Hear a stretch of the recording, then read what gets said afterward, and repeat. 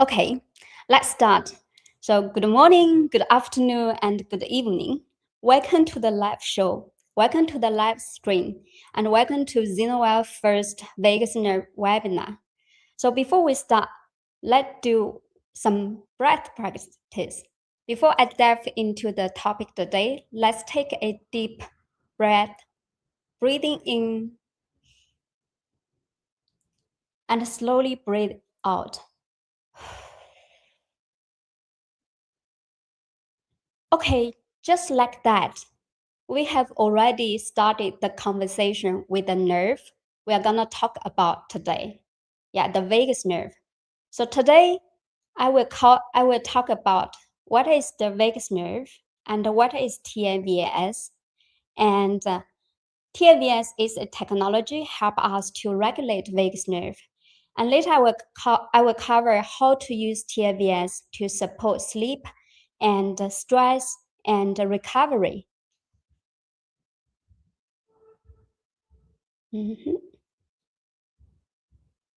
So, okay. Rebecca, it seems I can't, yeah. So a little bit introduction of myself. Yeah, I'm Dr. Jan.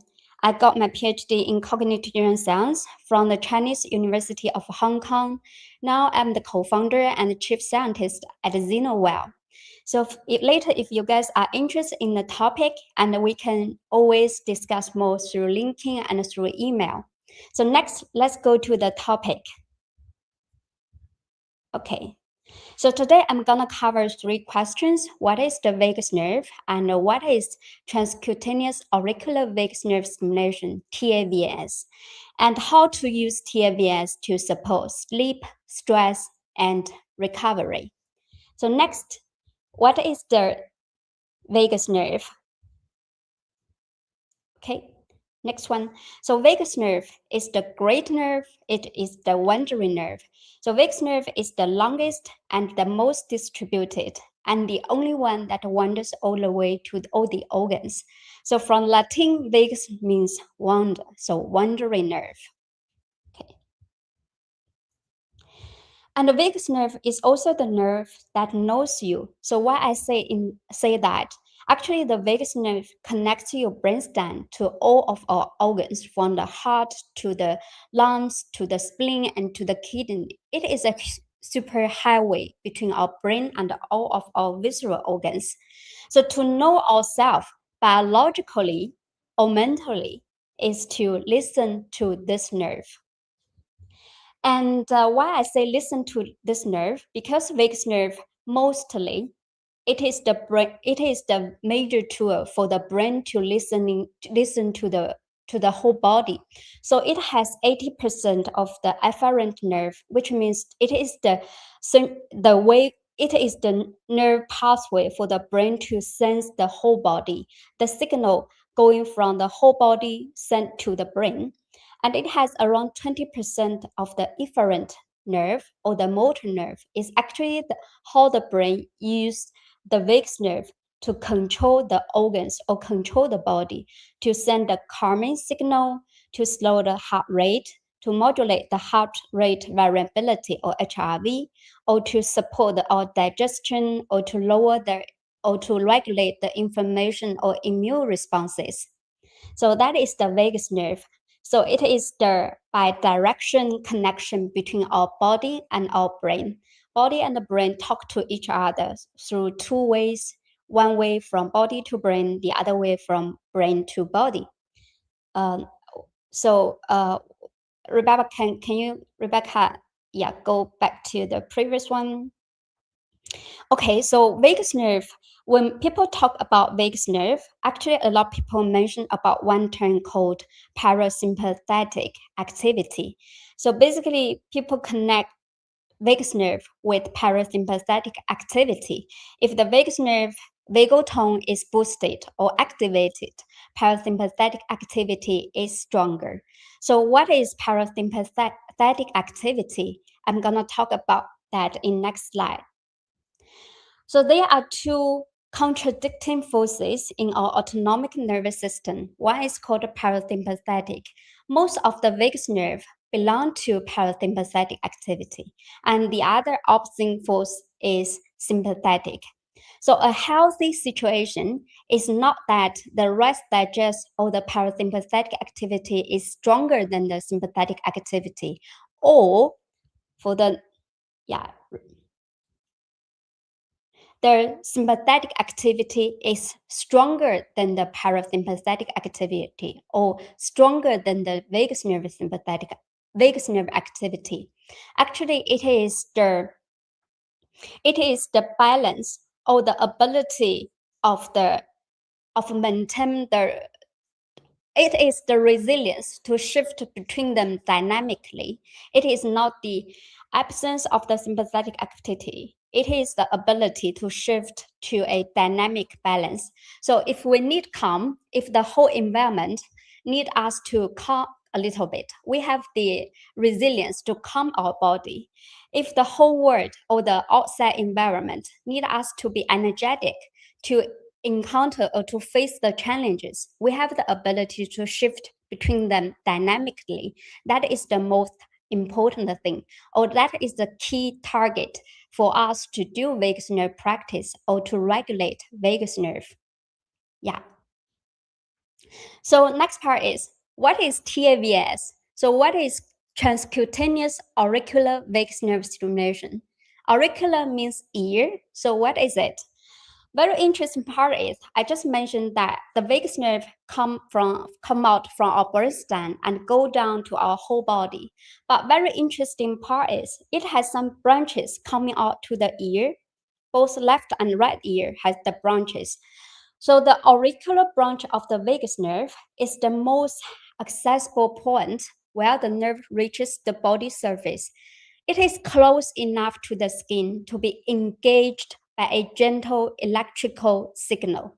So taVNS means we use this kind of earpiece to stimulate the ABVN or the auricular branch of the vagus nerve in order to regulate vagus nerve system and the related different kind of powers. I'll touch that later. Auricular vagus nerve is also named as Arnold's nerve. Yeah. And mainly on these two areas. So basically, when we stimulate the vagus nerve on these 2 points, actually the signal transfer from the ear to the brainstem and to the brainstem downward to the whole body. So it is kind of the ear to the brainstem to the brain and back downward to the body.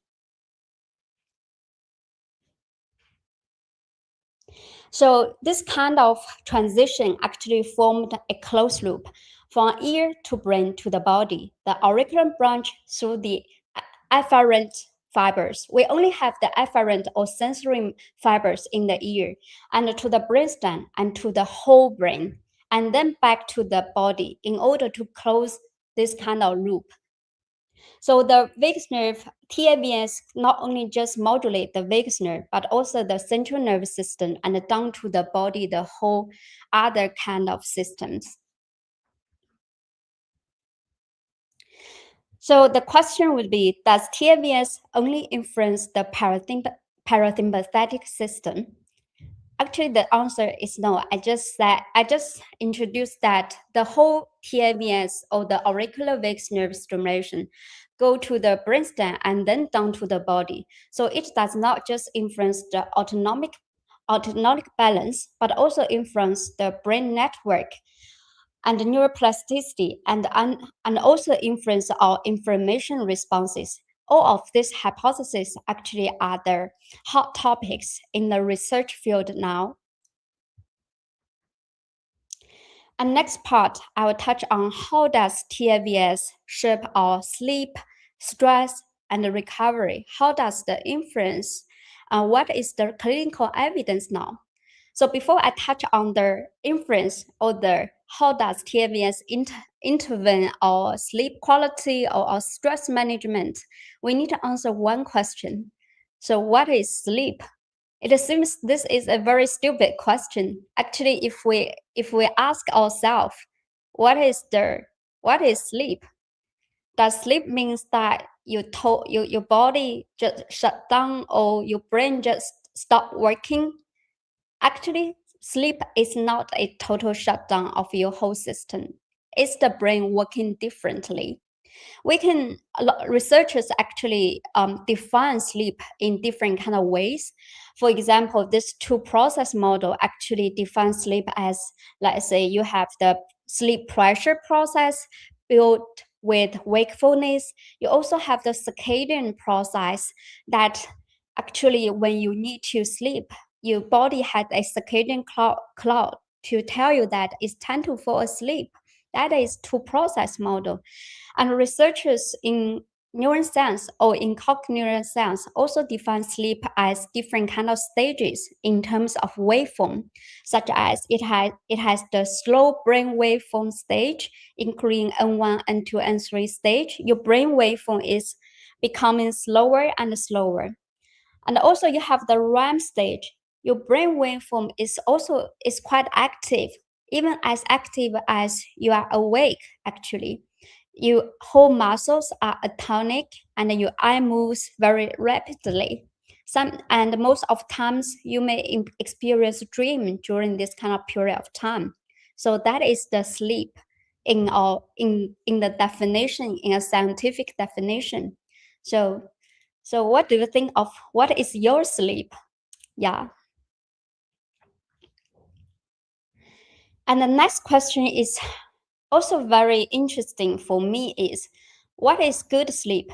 We have so many wearables actually. We have Whoop, we have Oura, we have different kind of band, different kind of rings, we have iWatch, and all these kind of wearables tell us the sleep performance or the sleep score, whether you scored 80, you scored 85. So what exactly a good sleep? What are the measurements?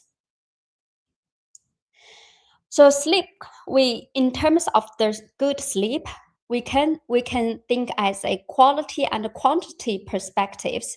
If we can have both, ideally.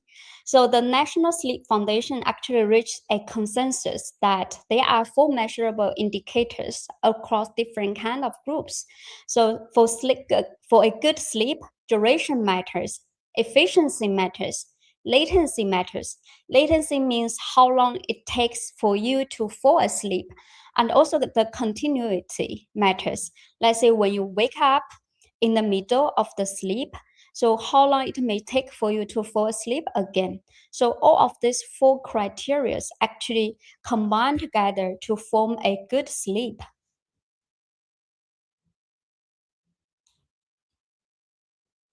Actually, for a lot of people, I think one important part is even for me personally speaking. So when I after sleep in the morning, I think another perspective is also important regarding good sleep is whether I can feel a very refreshed or energetic after a long sleep, let's say after 7 hours of sleep. But in modern life, a lot of people actually is suffering from a lot of sleep disorders, such as such as the difficult in fall asleep, require a long time to sleep, long latency, or easy to wake up, or have, let's say, the not normal dream experience. All of this kind of situation are quite normal. And taVNS actually has become a quite popular tool in help people or support people sleep. And we also have a lot of customers actually are using our taVNS product to help their sleep. So what did research say about that? Here is a meta-analysis actually gathered 6 RCT trials with more than 300 patients' data and had shown that taVNS, usually with the intervention of 2 to 4 weeks, can improve the sleep latency, duration, efficiency, and overall quality. A meta-analysis is usually one kind of research that is not clinical research, but gathered all the findings from other research in order to have a more comprehensive understanding of the research area or the efficacy of some intervention tool. And this meta-analysis also showed that taVNS is quite tolerated with very minimal side effects.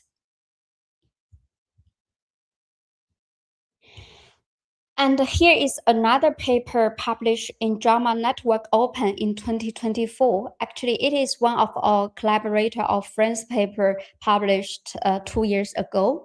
The most insightful information from this paper is actually is actually the taVNS improved insomnia, and this kind of effect can sustain for 20 weeks.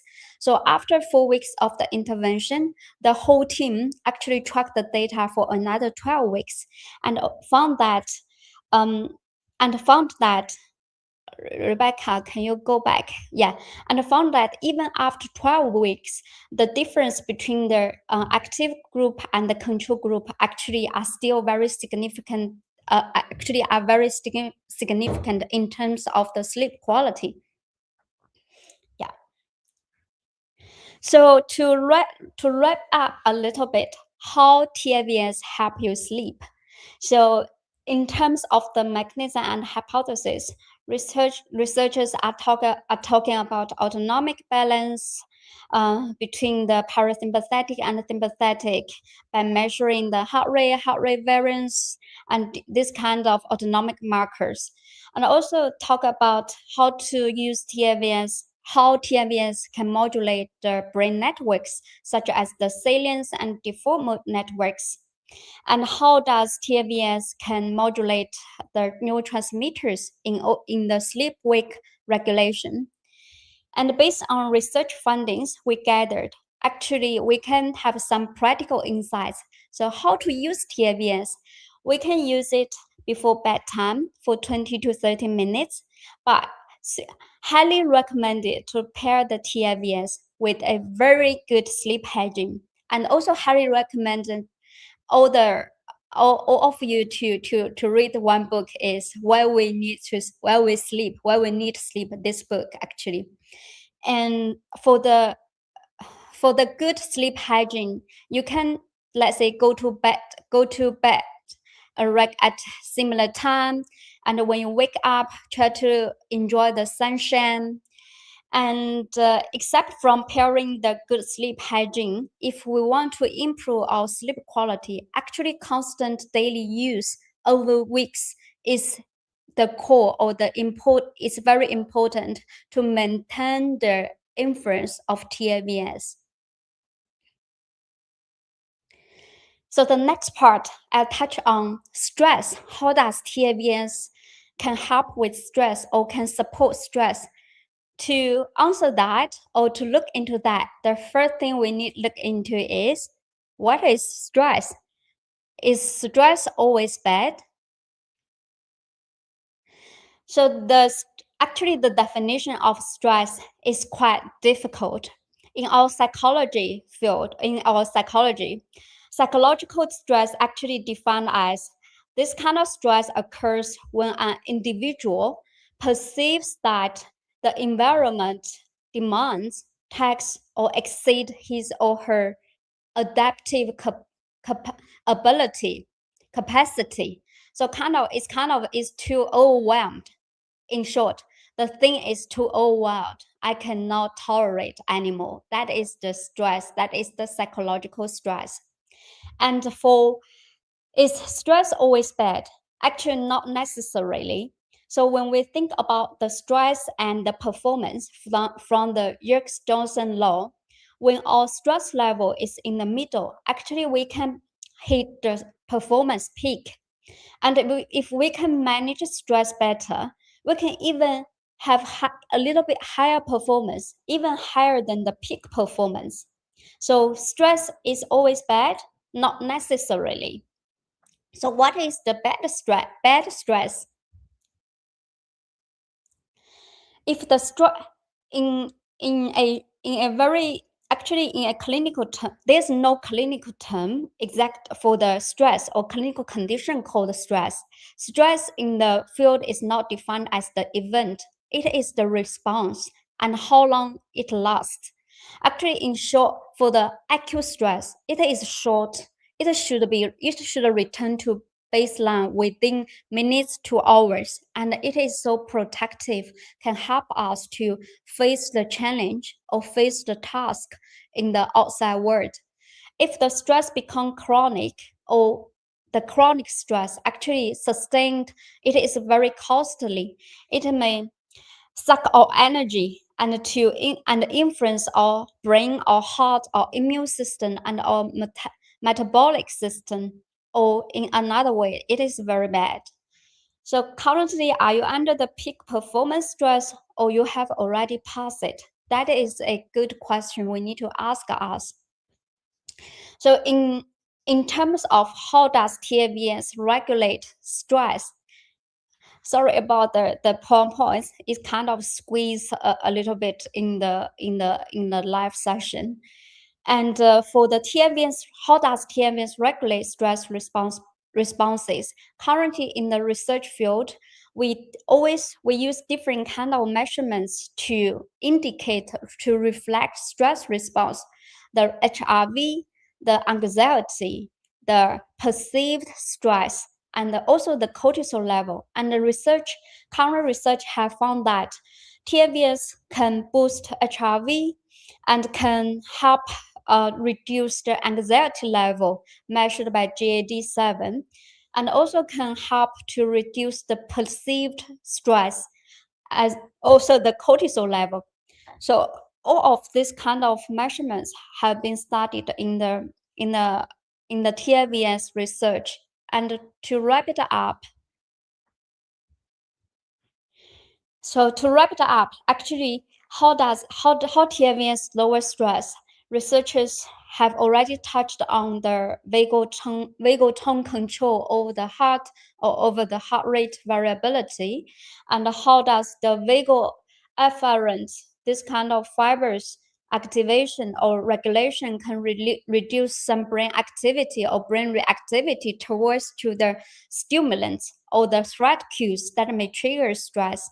And also how does the information responses or this kind of HPA axis can get involved into the taVNS reducing stress responses.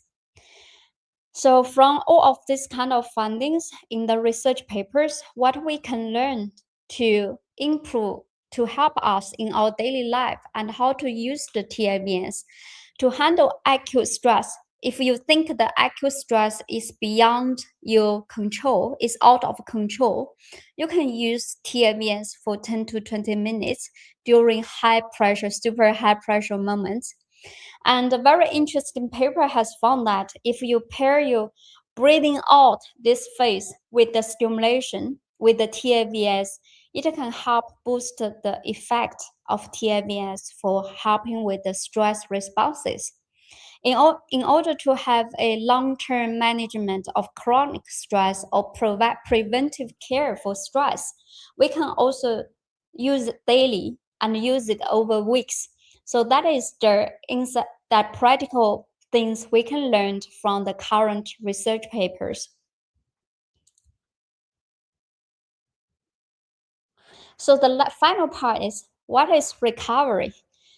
I think compared to sleep, compared to stress, recovery is even a much more difficult term to define, because we can say that recover from very stressful moments, recover after sports, recovery process during sleep, or recover from a lot of difficult conditions such as chronic pain, depression, or chronic fatigue due to long COVID. So what exactly is recovery? Actually, recovery, this term became very became popular. We need to thank to WHOOP. In the WHOOP, actually the recovery score is next to sleep score. When we click on the recovery score, it contains heart rate. It contains heart rate variability, the resting heart rate, the respiratory rate, and the sleep performance, which means actually the recovery is correlated with these 4 items in the WHOOP's definition. Yeah. So I think for recovery, so how does taVNS support recovery? In order to answer that question, we need to ask, what does recovery mean to you? What kind of target you want to have? You want to recover from stress, sport or sleep or pain or fatigue? That is the thing I would like to ask you. And that is the thing we will touch on, we will discuss in our future webinar in terms of targeting on individual recovery aim. We will make a long discussion with other professionals to see how taVNS can support that specific recovery. I really like the definition in this paper. So what does recovery mean to you? It is experienced as a bountiful new life, an ongoing process of growth, self-change, and reclaiming the self. I think it's a very good definition for recovery. And what we would like to have is at ZenoWell is to help all of our friends, clients, customers to integrate not just taVNS, but a lot of mini practices we think that are important in the daily life to help with the recovery. That is the goal. So taVNS is not a cure, but it definitely can support the specific daily life wellness targets. So at the end, 3 takeaways I would like to share. So today I covered what is vagus nerve, and the vagus nerve is how your brain knows your body, how your brain and your body talk to each other. And the second part is taVNS does more than stimulate the vagus nerve. It remodels network, plasticity, and inflammation, and all the other things. And the third point is actually taVNS improves sleep, stress management with research evidence supported. So at the end, I think the last slide is a very beautiful story I would like to share with all of you guys.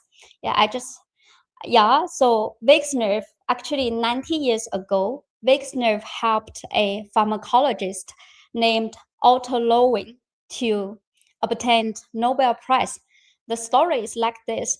So he discovered that actually nerves talk to each other through chemicals, but not through electricity. The chemical is acetylcholine. It is a very important chemical. And the magic nerve, actually, he discovered this Nobel Prize funding is the vagus nerve. So he stimulates the vagus nerve on one heart and discovered that actually the vagus nerve talk to each other through the chemical. So 90 years ago, through vagus nerve, we start to unlock a lot of big fundings. Nowadays, we are still on the learning phase to unlock the other potentials of vagus nerve, and that is the things we will do for the later for long research trajectory. Yeah. So that's it. That is the last slide. Thank you for all your time, and thank you for listening. Next part is the Q&A part.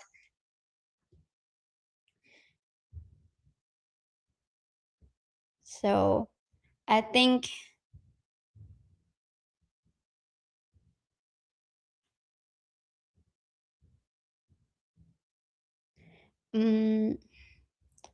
so Rebecca, can you show me the questions that? Okay, so here from Melinda Lumen.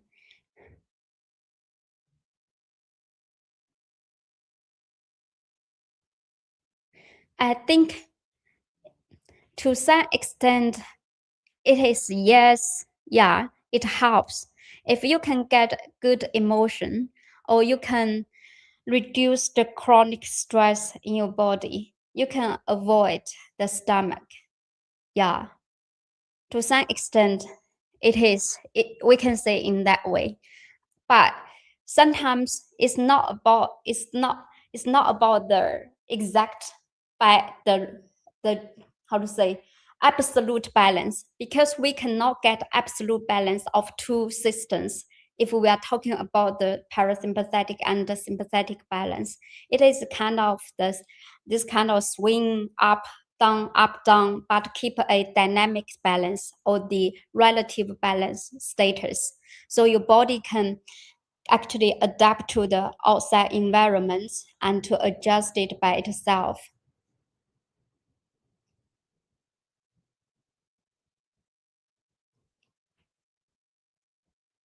Yes, people do that to listen to the white noise or ASMR before bedtime to help fall asleep.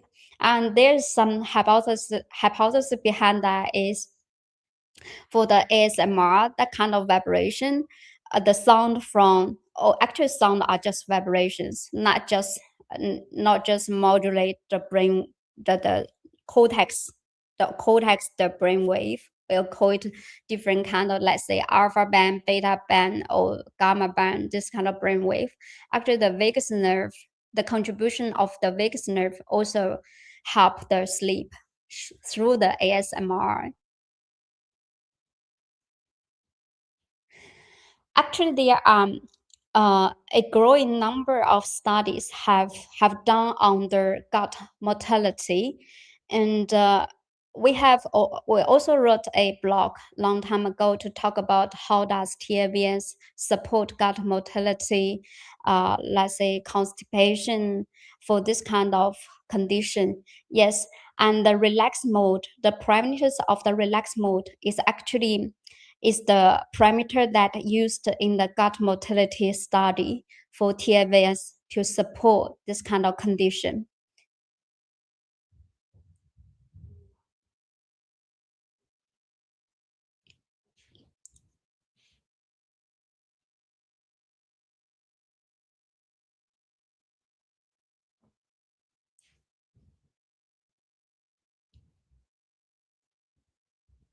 Yeah, it is probably related to the cortisol or the hyperarousal level in your brain, because not just the neurotransmitter or the hormone, also the brain activity or the arousal level of the brain networks also contribute, also may trigger the hard time, may trigger the difficulty to fall asleep.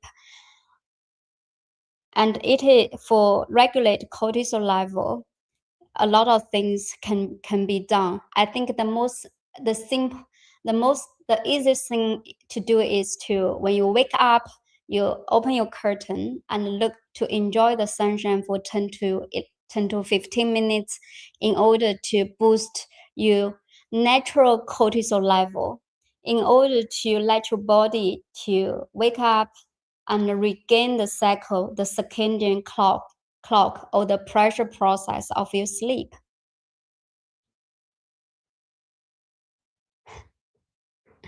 Restless legs. Uh, Actually, this is a very interesting question.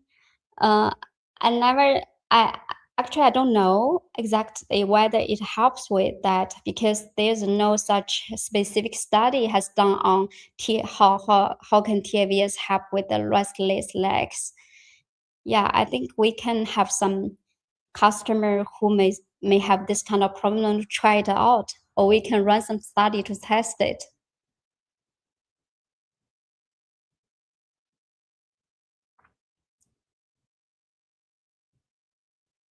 Focus. You mean the eyesight, or what kind of eyes in any way? Yeah. Because for the taVNS, the activity or the stimulation on the auricular part, it go back to the brainstem.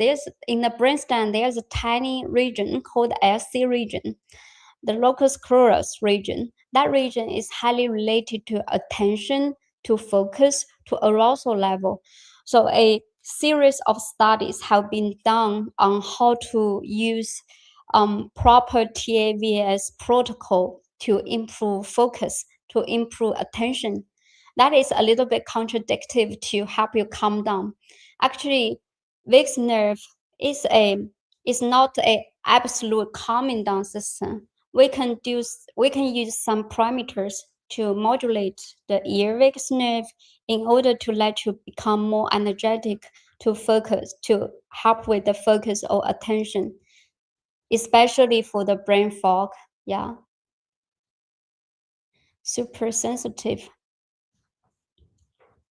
Okay. And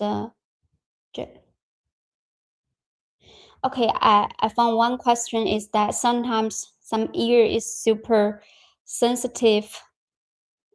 Okay, super sensitive, really check the device are high to feel the stimulus. I think there are several reasons behind that. The first one is the contact. Sometimes the contact may not be very good, and sometimes it can be the adaptation of the nervous system.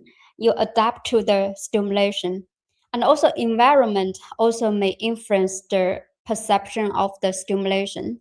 Let's say in last time in Las Vegas, it is quite dry there, and that kind of humidity level actually influenced my perception of the stimulation a lot. I need to use more gel in order to feel the stimulation. And the other reason is that you can also check with our support team to see if there's any issue with the earpiece or with the lid. Okay, then is it possible to overuse the taVNS device? Overuse.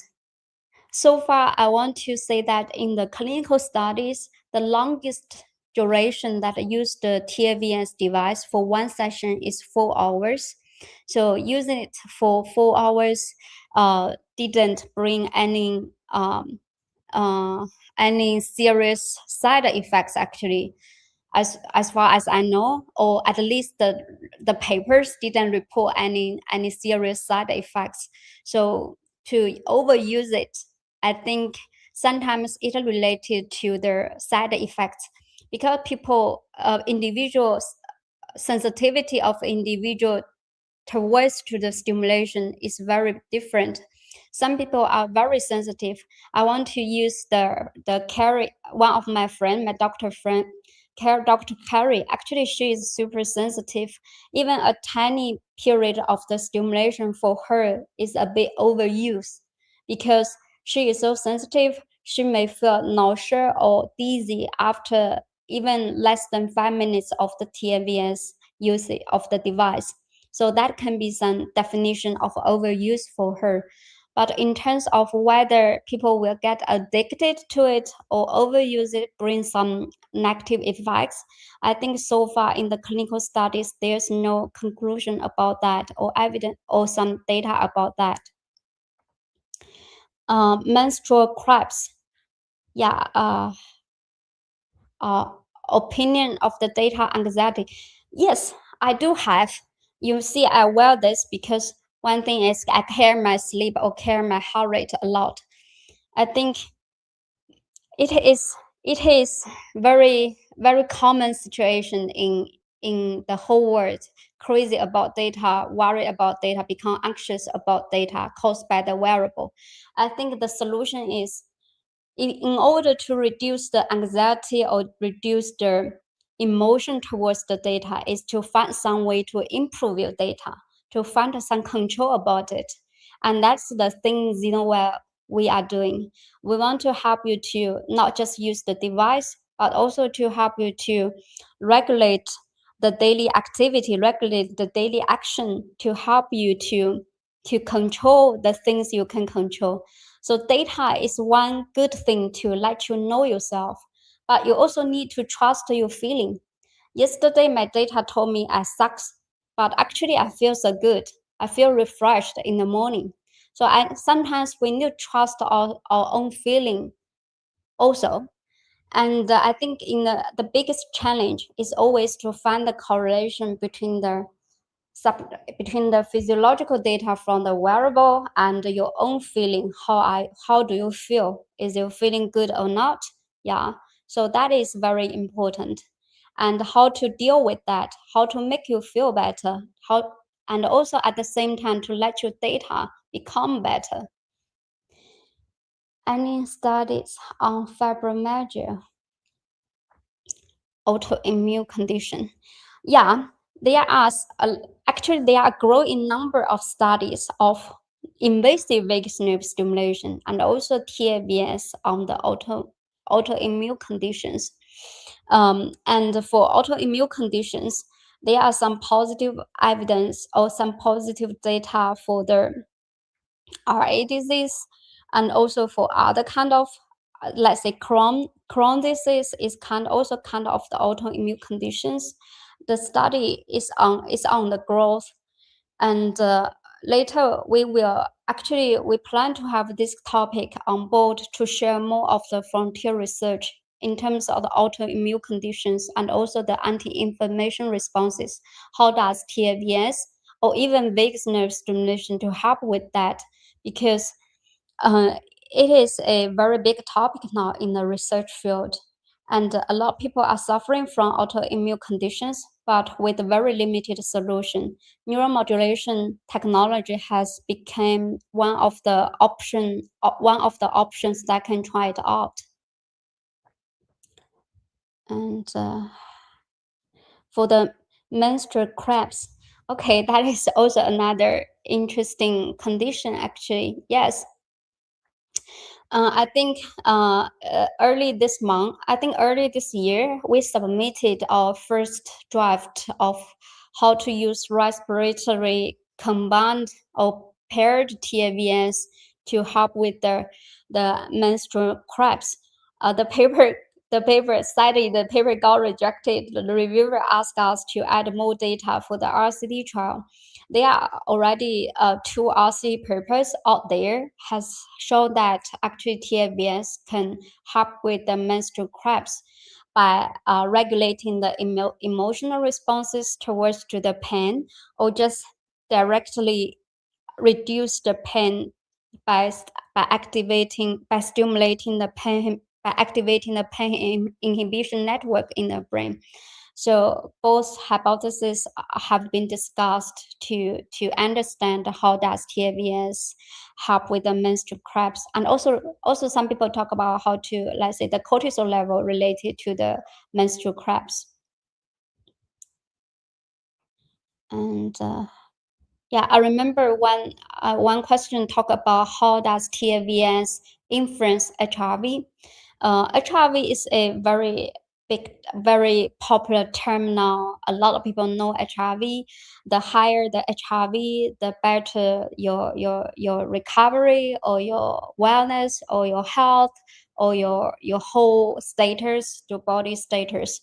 So HRV actually, HRV is a variability of your habit or your RR intervals. So our heart is beating like this, the R peaks, and HRV is the variance between two the heart, RR peaks that in terms of the time domain data. HRV taVNS regulate HRV through a reflex. Actually, the vagus nerve through here go back to the brainstem, and then through the brainstem go down to our heart. And the taVNS can regulate HRV in an indirect way through the efferent nerves of the vagus nerve to, let's say, influence the heartbeat and also influence the heart rate variability. That is one pathway. The other pathway is also very interesting. Is through the arousal related brainstem area. So the taVNS can influence the whole HRV actually through the arousal related network. That is another perspective that researchers have been talked about. Yes, HRV is actually very complicated. For a lot of wearables, it only gives you one feature of HRV, such as RMSSD or other, just like the SDNN, this kind of feature, just one number, and also the wearables are not very accurate in terms of the sampling rate or in terms of the signal to noise ratio of the signal. So the HRV that gave out from the wearable using PPG is actually not as accurate as the ECG data, direct measured or heart data. I think absolute data, the meaning of absolute data is not that big. The change or the trend or the pattern of your HRV change is more important than the absolute data.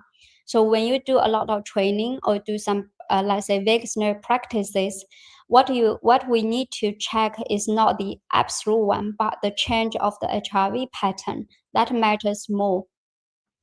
And HRV data also have other domain, such as the frequency domain. Use the low frequency or high frequency feature behind the RR interval information to understand the sympathetic or the parasympathetic or the balance behind these two.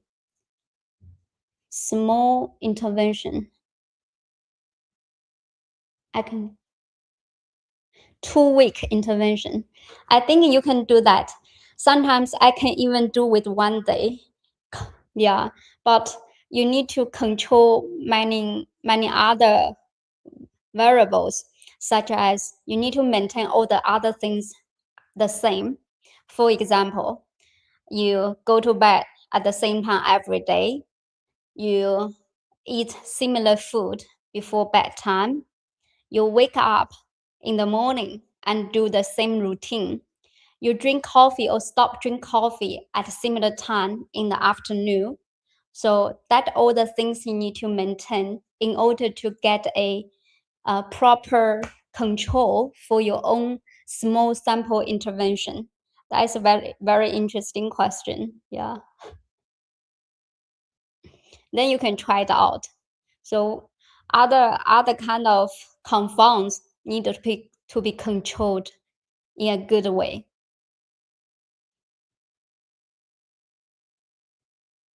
Oh, tinnitus.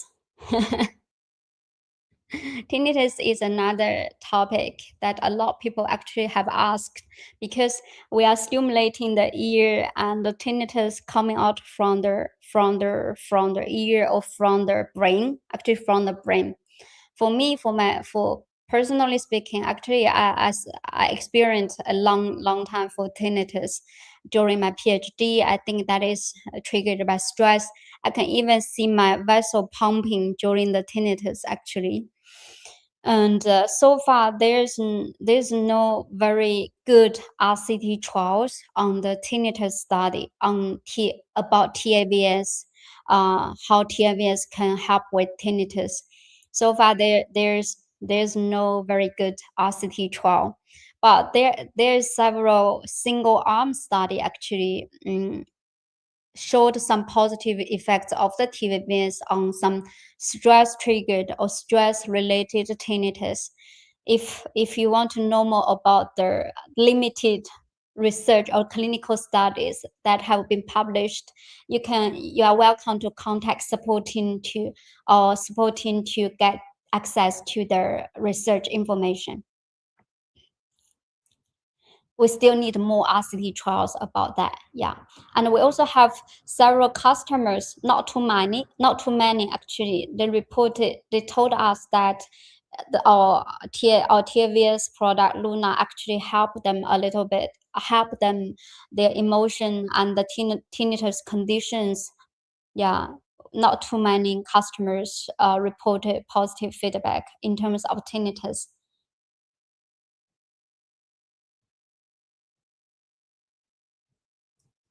And welcome to join our WhatsApp community here by scanning the QR code here. And for any kind of papers you are interested or any kind of research, and also actually we are collaborating with a lot of research center, universities, hospitals to run different kind of studies. If you are interested, if as professional want to join the study, or even you want to join our study as individual, you are welcome to join our community. Just scan the code here.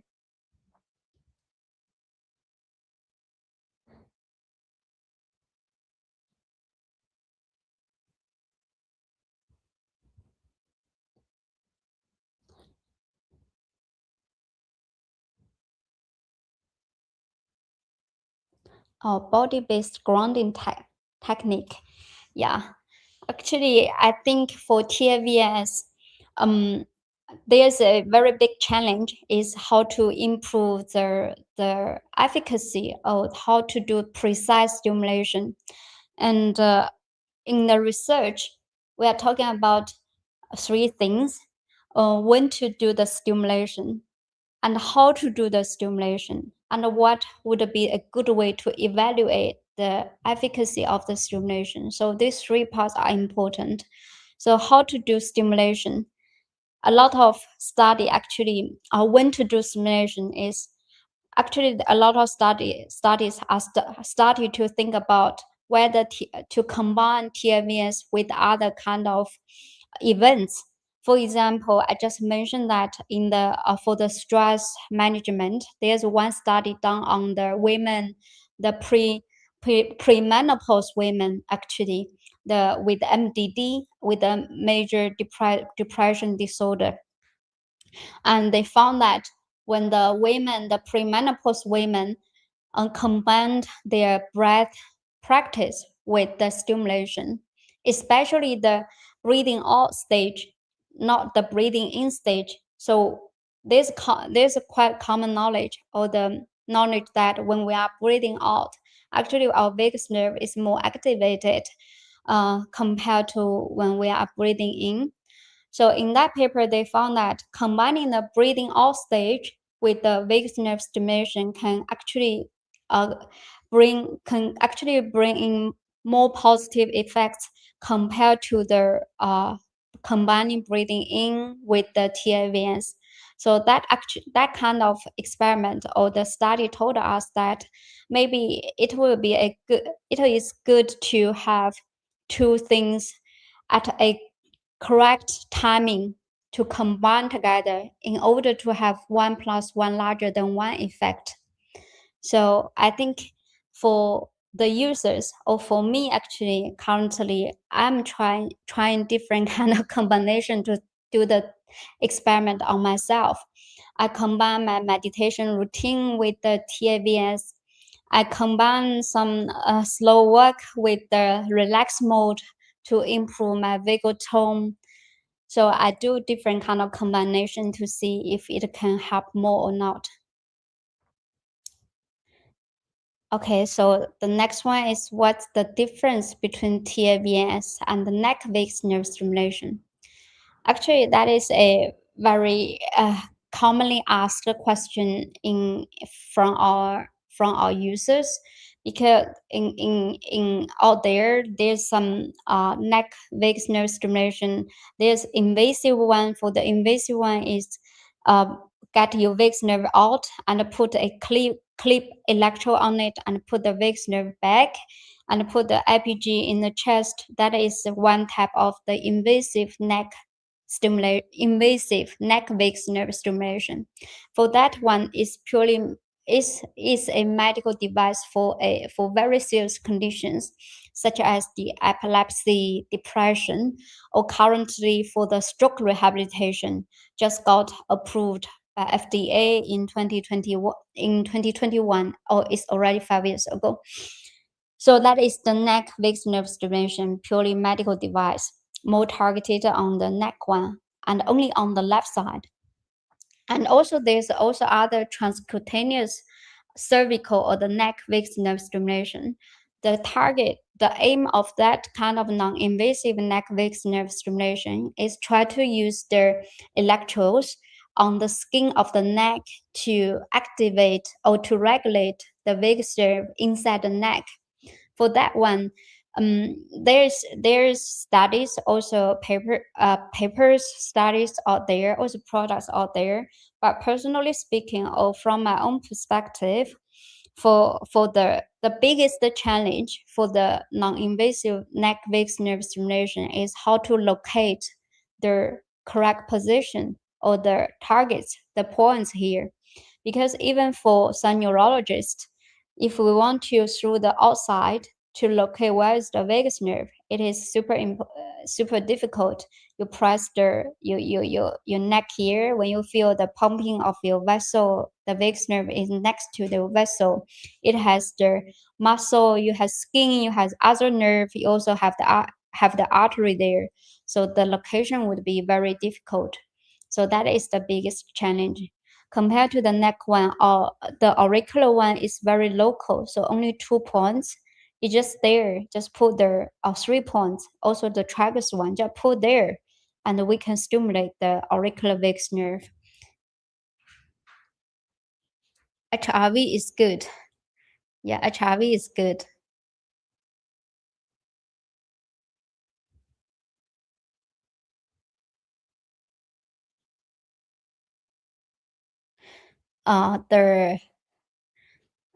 What are the biggest lifestyle habits? Stayed up too late, do not have good sleep, and alcohol, smoke, and try to think too much, do not do exercise, eat garbage food. I think all of this hurt your health, also hurt your vagus nerve health in daily life.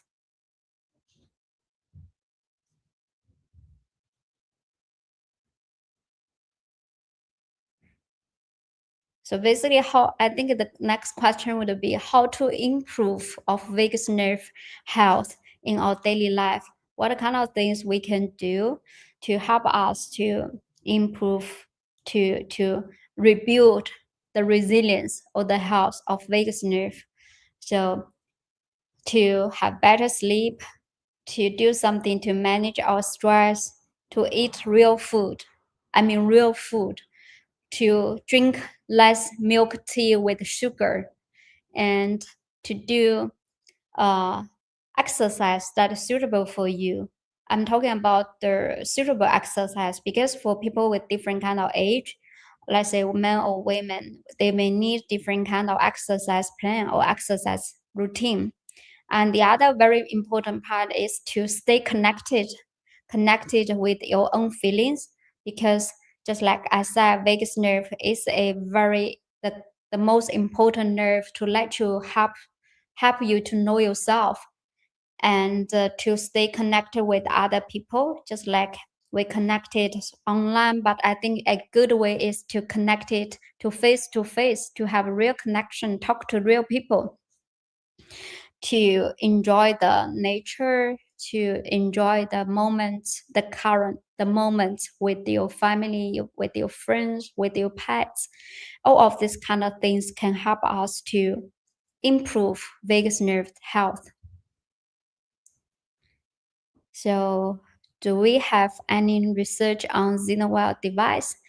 Actually, for ZenoWell device, ZenoWell is a wellness device. We do have our own research, but the research was done on our research grade system. So our research grade system is called Brain Close. It is short for closed loop brain stimulation. For that kind of system, we have been using it to run studies for more than 5 years, for more than 4 years already. And our study covered a very broad fields, even include the very serious neurological disorders and cardiovascular problems such as stroke rehabilitation, dementia, and Parkinson disease, and also other different kind of pain, chronic pain, some pain, the TMJ pain, the menstrual cramps, and the chronic pain due to the herpes virus, and the different kind of conditions we have already covered. And we have more than 10 papers have been, all the conference papers have been published. And the migraine is also another very important topic we covered with our own research device. For positive. Thank you, Thomas. I'm so glad that your positive social interaction improved. The same thing for me, actually. If we can feel better, we can feel even better during the connection with the whole society.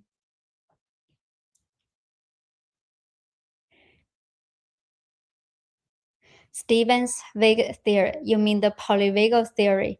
Yes, exactly. I learned a lot from his book actually, and also because I'm very interested in one type of study related to pets. That is a very old story. When I was doing my PhD, actually, the professor next door, she has been doing the study on how does the touching on the pet on the fur of the animal, the skin of the fur, the hair of the animal can help with the serotonin, the neurotransmitter, in for that kind of pro-social behavior related neurotransmitter. So how does you petting your pets can help with that?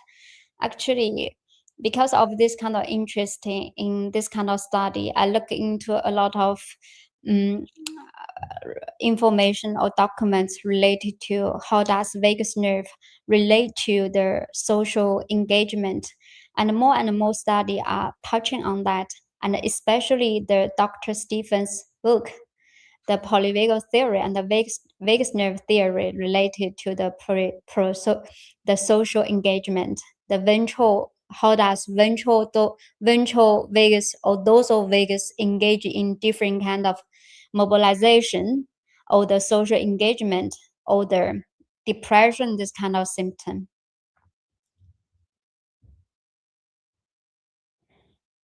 Okay, Vesper. Future of future of vagus nerve technology. Actually, I think for the future of vagus nerve technology is uh, will be moving forward to more precise, more convenient, and more invisible. I think just smoothly integrated into our daily life. You even cannot realize it that people are using the vagus nerve technology, and because of all the very rich data integrated um, can help with dealing the problem when to stimulate vagus nerve, what kind of protocol or parameters we can use to have the precise stimulation, and what would be the closed loop evaluation of the efficacy. So it will be just like more precise, more effective, and more invisible. I think that is. And the wellness, future of wellness evolving over the next year. And that is the thing that at ZenoWell we have been doing. I think in the next few years, the AI agent will definitely goes deep into our wellness world. So the AI agent will help us to become our own, how to say, expert philosopher of our own wellness. We will know ourselves very good, very good, because of the AI agent, the power of AI agent. And also we need to think about another thing for the next few years for longevity issue is what kind of things except for the hardware we can do to help with our wellness. So for the next few years, people will get to know more about themselves and what kind of things in the daily life they can do in order uh, to move forward longevity in the future. Can I use ZenoWell when I'm ill, or would it prevent the immune system from fighting the virus, for example? This is a very critical question. My suggestion would be like this. So it is better for you to have all the conditions under control and then use ZenoWell Luna, because for all the a lot research or clinical studies have been done actually, no matter for chronic insomnia or anxiety or stress, this kind of issues actually you can you the participants join the study will always be controlled for other kind of situation like the like the conditions you mentioned due to the virus. So my suggestion would be you wait a bit and to have all the conditions, all the symptoms under control, and then use ZenoWell. But for some very acute situation, let's say some pain, you feel the body pain, you feel very extremely painful, this kind of thing, I would recommend you can use ZenoWell Luna a bit to see whether it can help with the pain release, the pain relief, the immediate pain relief. That is quite commonly reported by our customer. They can feel quite instant effect of the pain relief. Yeah.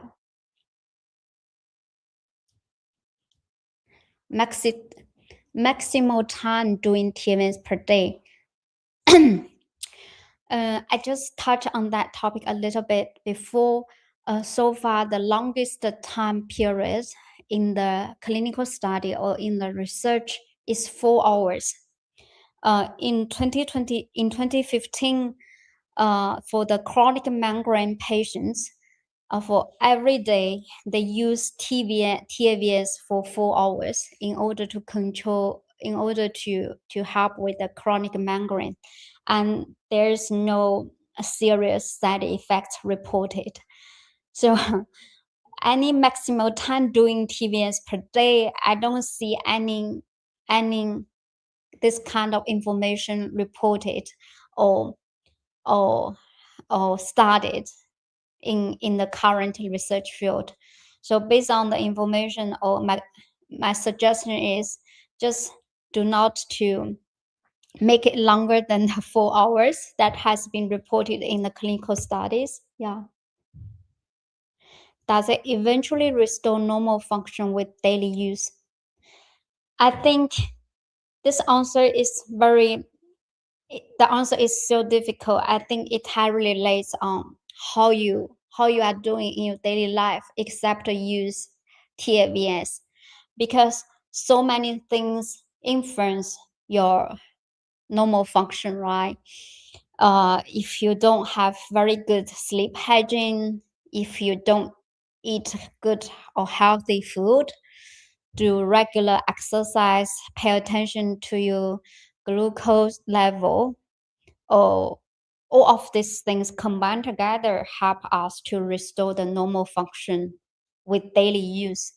So from my perspective, taVNS is a support tool. It's not a cure. It's not a must factor that will restore everything. Yeah. But it will help. Yeah.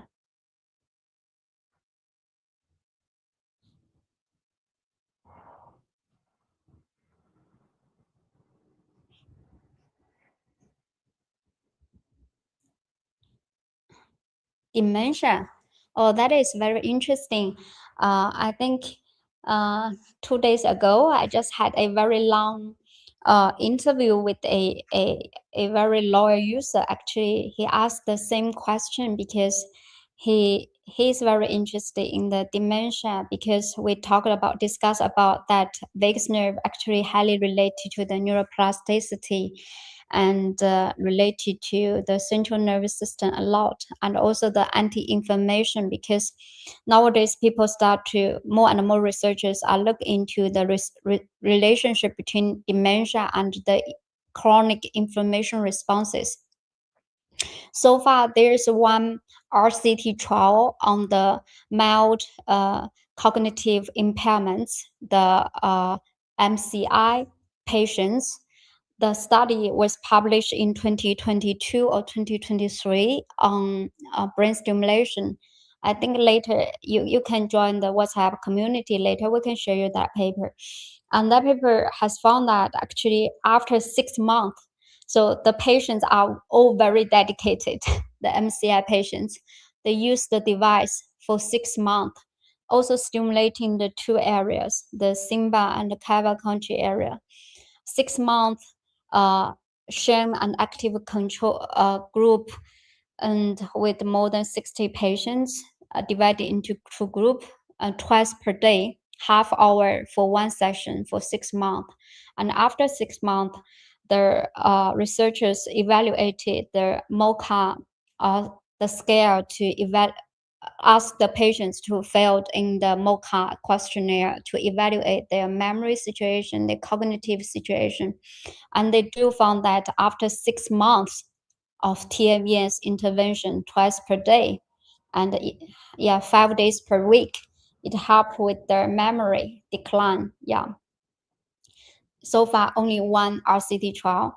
And the very interesting part is we launched our own dementia study 2 years ago with the university in Shanghai, with the one hospital in Shanghai. And the research team combined our own research grade system with TDCS. TDCS is a common tool used electricity to stimulate the brain. So that research team combined TDCS with our taVNS to see whether this kind of combination can help with dementia better compared to one tool only. The solo tool. Compare TDCS plus taVNS, whether the effects would be more positive than TDCS or taVNS alone. So that is the study we launched 2 years ago. And the paper has been published. Also, the protocol paper has been published 2 years ago.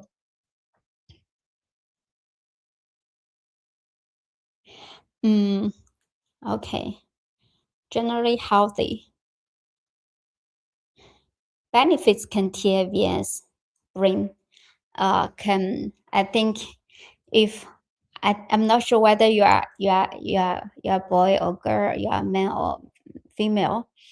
If we are talking about the dynamic balance or talking about the stress management, if our lifestyle isn't the best, actually taVNS, let's say when you are handling stress, you can use it to release stress a little bit.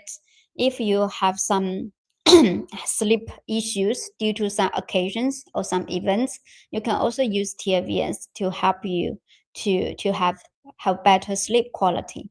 So if your lifestyle isn't the best, I think it depends what kind of things we want to improve. And taVNS with some protocol can definitely help with some of it. And because for me, my lifestyle actually, I'm a very, I don't say I do exercise a lot, or I take care of myself I do take care of myself very good, but I do use taVNS, my own product every morning for 5 to 10 minutes before I go to office. I just integrate it into my routine to help me refresh my morning, so I can have a more refreshed mind in order to face the challenge, the daytime challenge. So that is the benefits. I think I gained a lot from the current taVNS meditation routine. Driving to keep the stress low. For use Luna while driving, not recommended. So when you are driving, just do not use any distractor to keep your stress low. I think this question is so interesting.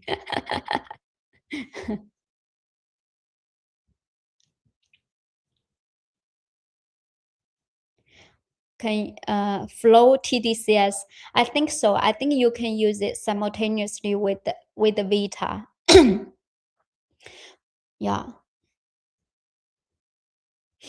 And but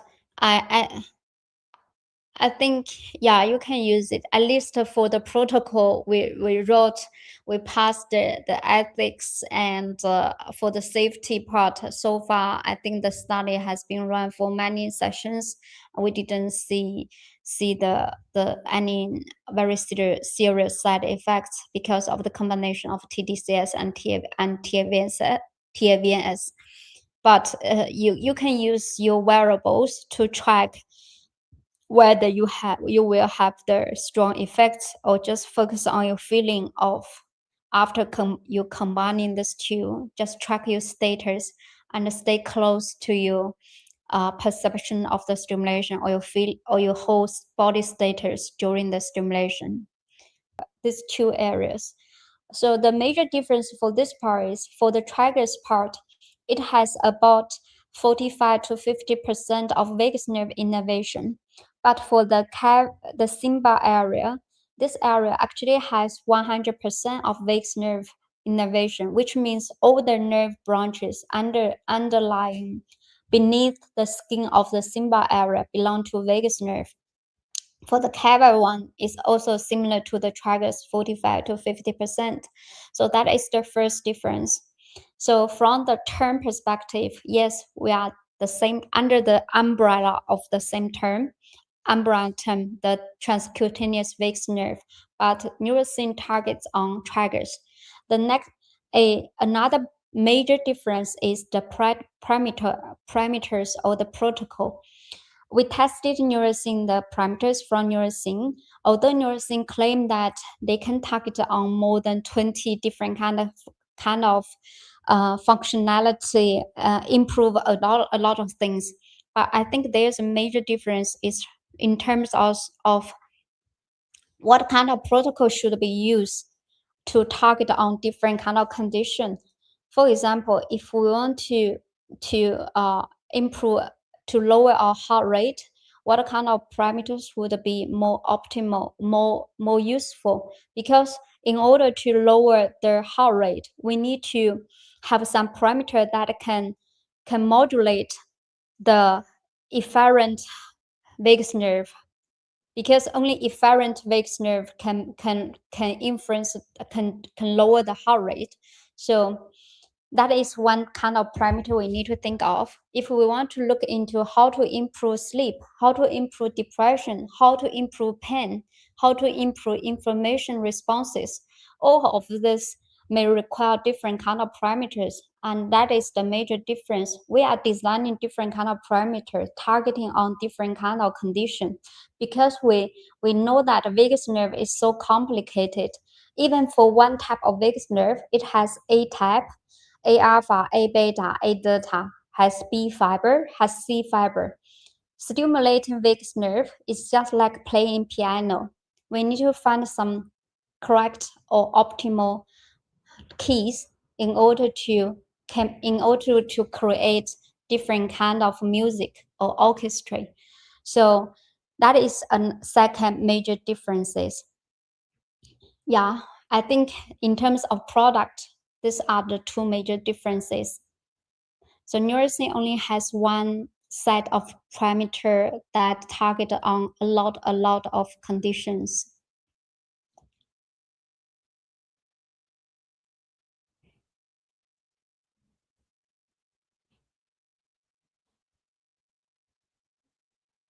Okay, I think we'll be wrapping up in about 10 minutes. Yeah, if you have more questions, you can join us, join our WhatsApp community, and we will continue the discussion here. So in the link.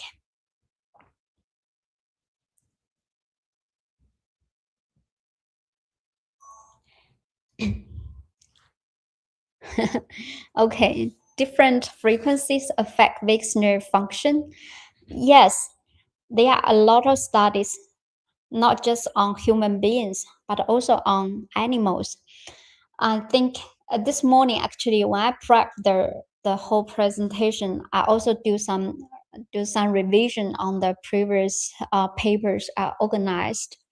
For example, in terms of information, because there are two types of information responses. One is to reduce the information factors, something that may create you information.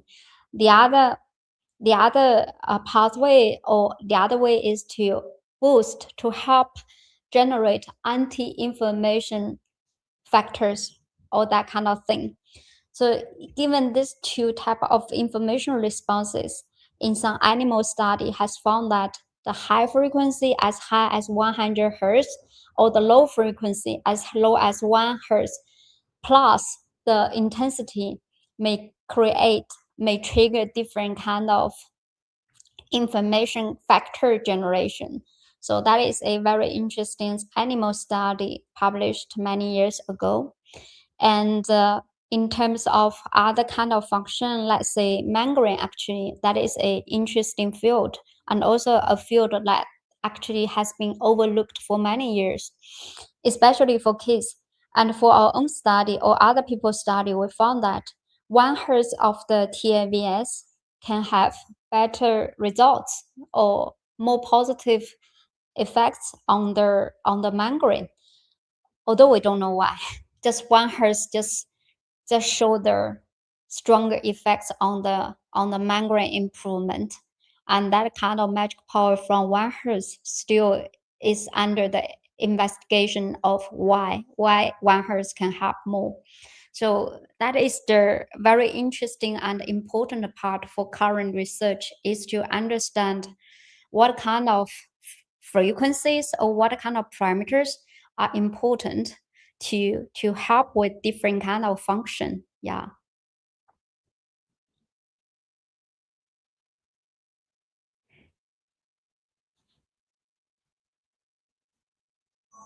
Thank you.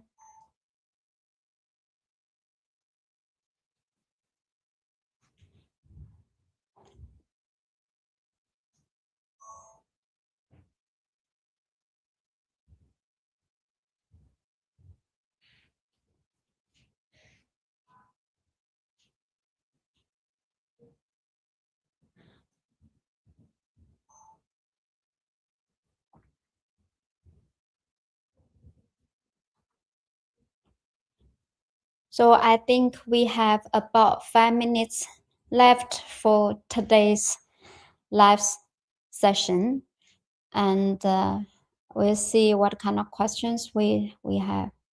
When is the next live session? Uh, so I need to ask Rebecca. I think it would be by the end of next June. But for our next session, actually today's session is just appetite for next session. In this old Chinese saying that 抛砖引玉. So today I'm just throwing some bricks before our professionals to bring more jet into the whole session. So it will mean the all the interesting, important, and very useful sessions will come in the next month, and we will cover not just taVNS, but a lot of useful, insightful practices or the solution or the suggested solutions. I can't call it a solution, intervention, or from very experienced professionals. The professionals would be the researchers, doctors, physiotherapy, psychotherapists. So all of the team, all of the professionals will be brought on the team to share their insights to how to let us to feel better, to live more. Yeah.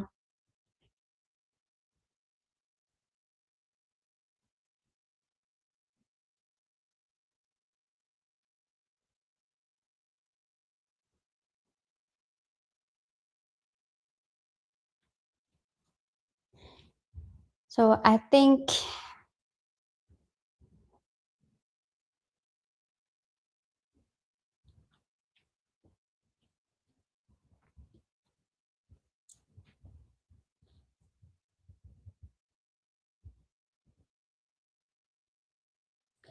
thank you guys. Thank you for your time. Thank you for joining the live session on Saturday. I think a lot of you may have other plans, and thank you for made your plan with me. Yeah, and enjoy the wonderful evening here with me, or wonderful morning or wonderful afternoon.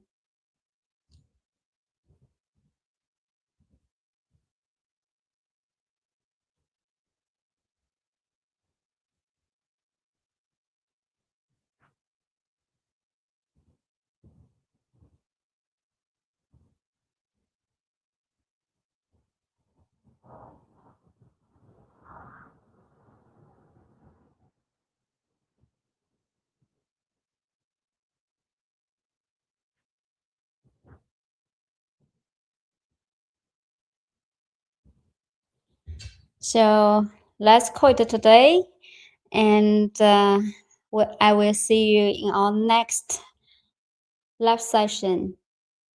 I can't wait to talk more about all the things related to vagus nerve and taVNS with you guys. Yeah, looking forward to the next session.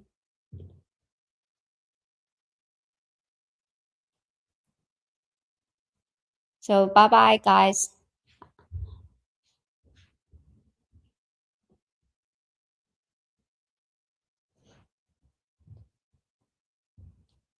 See you. See you soon.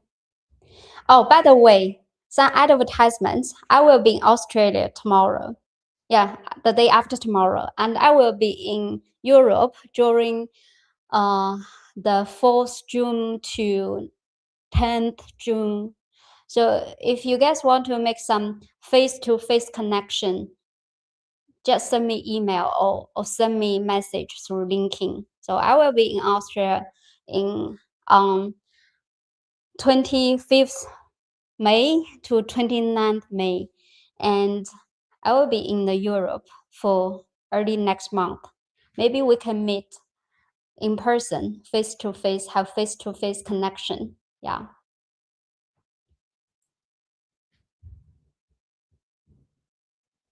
Okay, Rebecca, let's call it a day.